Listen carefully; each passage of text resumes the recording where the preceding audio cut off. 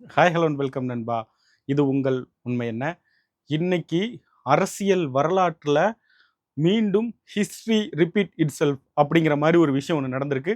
அதை பற்றி நம்ம இன்னைக்கு பார்க்க போகிறோம். வீடியோக்குள்ள போகிறதுக்கு முன்னாடி மறக்காம நம்ம சேனலை சப்ஸ்கிரைப் பண்ணிருங்க, லைக் பண்ணிருங்க, தொடர்ந்து நம்மளோட இணைந்திருங்கள்.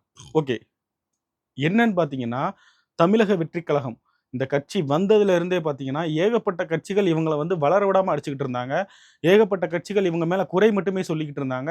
இவங்க ஜெயிக்க மாட்டாங்க, இவங்களுக்கு ஓட்டு போடுறது வேஸ்ட், இவங்க ஓட் பேங்க்லாம் வந்து சும்மா ரசிகர்கள் தற்குறிகள் அப்படிங்கிற வார்த்தையெல்லாம் உபயோகிச்சு இவங்களை வந்து ஏகப்பட்ட மாதிரி வந்து இவங்களை திட்டியிருந்தாங்க. பட் அவங்க ஒரு மிகப்பெரிய வரலாறு படைச்சிருக்காங்க நண்பர்களே. இப்போ என்னன்னு பார்த்தீங்கன்னா தமிழக வெற்றி கழகம் கிட்டத்தட்ட 110 தொகுதிகளை வந்து தக்க வச்சு ஒரு மிகப்பெரிய சாதனையை படைச்சிருக்காங்க. கிட்டத்தட்ட நான் லாஸ்ட்டா பார்க்கும்போது 107 தொகுதிகளுக்கு மேல அவங்க வந்து வச்சிருந்தாங்க. இப்ப 110 தொகுதிகள் வரைக்கும் அவங்க தக்க வச்சிருக்கதா வந்து சொல்லியிருக்காங்க. இன்னும் ஒரு 8 தொகுதிகள் அவங்களுக்கு, அதாவது இன்னும் ஒரு 9 தொகுதிகள் வரைக்கும் கிடைச்சிருச்சுன்னா, அவங்க வந்து ஆட்சி அமைச்சிருவாங்க. Uh Joseph Vijay become a CM அப்படிங்கிறது தான் வந்து உண்மை. இப்போ இந்த மாரி நேரத்தில வந்து பார்த்தீங்கன்னா, நம்ம லைவ் வந்து நம்ம இன்னொரு சேனல்ல போட்டிருந்தோம். ஃபுல்லாவே லைவ் போட்டிருந்தோம். கிட்டத்தட்ட 73 மணி நேரம் தொடர்ந்து நம்ம லைவ் போட்டிருந்தோம். இப்போ வந்து பார்த்தீங்கன்னா, நம்ம இந்த வீடியோல பேச போறது யார பத்தின்னு பார்த்தீங்கன்னா, நேற்று ஒரு சம்பவம் ஒண்ணு நடந்திருக்கு. ஆல்டன் பால் நெல்சன் ஜென்சி பாலிடிக்ஸ் அப்படிங்கிற ஒரு சேனல் வச்சிருக்கக்கூடிய யூடியூப் சேனல், பொலிட்டிக்கல் கன்டென்ட் பேசக்கூடிய ஒருத்தர். நம்ம பொலிட்டிக்கல் கன்டென்ட் இந்த சேனல்ல பேசல, அந்த சேனல்ல தான் பேசுறோம். இருந்தாலும் இது ஒரு முக்கியமான விஷயம்ங்கிறதுனால நம்ம பேசுறோம்.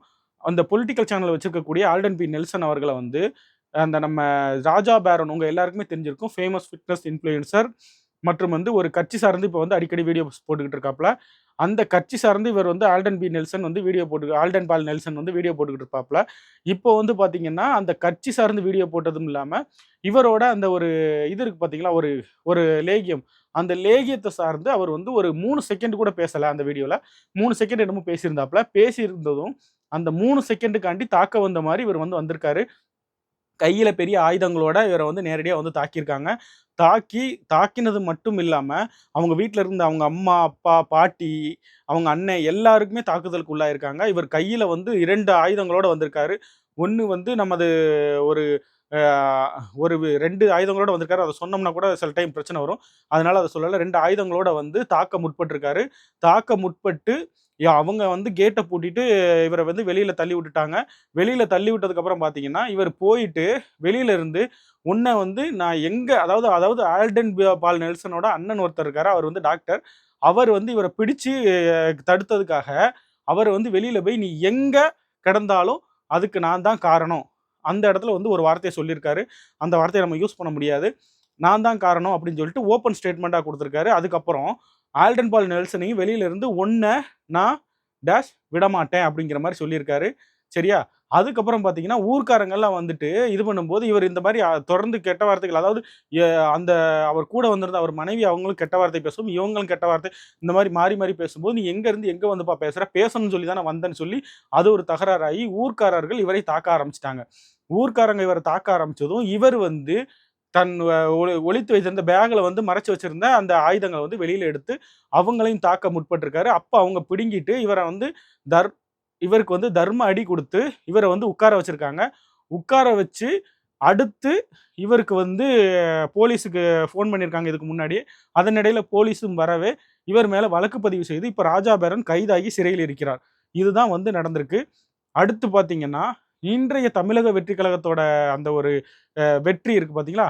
அந்த வெற்றிய ஒரு அம்மா ஜூலி அம்மான்னு சொல்லிட்டு ஒரு அம்மா வீடியோ போட்டுக்கிட்டே இருப்பாங்க அடிக்கடி. அந்த அம்மா வந்து, "நீங்க வெற்றி பெற்றேன்னு ரொம்ப ஆடாதீங்க. நாங்க வந்து ஆளுங்கட்சியா இருந்தத விட எதிர்க்கட்சியா இருந்தது தான் அதிகம். நாங்க வந்து எதிர்க்கட்சியா இருந்து பண்ணாததே இல்ல." அப்படின்னு சொல்லி இப்போ வந்து தௌலத்தா ஒரு வீடியோ போட்டிருக்காங்க. அவங்கள காணும் காணும்னு காலையிலேருந்து நெறைய பேர் தேடிக்கிட்டு இருந்தாங்க. உடனே வந்து என்னைய காணும் காணும்னு தேடுனீங்களாமே, நாங்க வந்து எதிர்க்கட்சியா இருந்தத விட ஆளுங்கட்சியா இருந்தத விட எதிர்க்கட்சியா இருந்தது தான் அதிகம். எதிர்க்கட்சியா இருந்து நாங்க சாதிச்சது ஏகப்பட்டது அப்படி இப்படின்னு சொல்லி போட்டிருக்காங்க. நாங்க வந்து நீங்க எதிர்க்கட்சியா இருங்க, என்னமோ இருங்கம்மா. ஆனா நீங்க ஒரு விஷயம் சொன்னீங்க. தாவேகா வந்து அதிக தொகுதியில வெற்றி பெற்றால் என்னமோ செய்வீங்கன்னு நீங்க ஒரு விஷயத்த சொல்லியிருந்திருக்கீங்க அவங்கட்ட. அவங்க அத பத்தி தான் என்ட்ட கேட்க சொன்னாங்க. நான் கேட்கிறேன்ம்மா. ஓகேவா? நீங்க என் மேல கோச்சுக்க கூடாது. அவங்க கேட்க சொன்னாங்க. நீங்க வந்து தாவேகா வெற்றி பெற்றால் நான் இதை செய்வேன்னு நீங்க ஒண்ணு சொல்லியிருந்தீங்கன்னா, அத வந்து நீங்க செய்யணும் அப்படின்னு சொல்லி அவங்க சொல்றாங்க. அதுபோக இன்னொரு யூடியூபர் ஒருத்தர் அவரும் இதத்தான் சொல்லியிருந்தாரு. தாவேகா ஒரு ஒரு 30 தொகுதியோட வின் பண்ணாதுங்க. விஜய் போட்டிட்ட 2 தொகுதியிலையும் தோத்துருவாரு அப்படி இப்படின்னு சொல்லி பேசியிருந்தாரு. இப்ப அவரையும் வந்து அவரும் பார்த்தீங்கன்னா, அவரோட நிலைப்பாட மாத்திக்கிட்டு அப்படி இப்படின்னு சொல்லி உருட்டிக்கிட்டு இருக்காங்க. ஓகே. ஆக மொத்தம் தமிழக அரசியல்ல வந்து விஜய் அவர்கள் வந்து ஒரு தவிர்க்க முடியாத சக்தியா மாறிட்டாருங்கிறதுல வந்து எந்தவித மாற்றமும் இல்ல அப்படிங்கிறத நம்ம தெரிவிச்சுக்கிறோம். நன்றி, வணக்கம். தமிழக வெற்றிக் கழகம் வந்து ஆட்சி அமைக்க போறது வந்து உறுதியாயிருச்சு. தொடர்ந்து அந்த 9 சீட்டுகளுக்கு வந்து மற்ற கூட்டணி கட்சிகள் வந்து அவங்களாவே வர ஆரம்பிச்சுட்டாங்க. So TVK become a TN, ஓகேவா? Joseph Vijay become a TN CM அப்படிங்கிறது வந்து 100க்கு 100% வந்து உறுதியாகிவிட்டது. ஸோ நண்பர்களே, அடுத்த வீடியோல நம்ம சந்திக்கலாம். அடுத்த ஒரு இஷ்யூ குறித்து பேசலாம். நன்றி, வணக்கம்.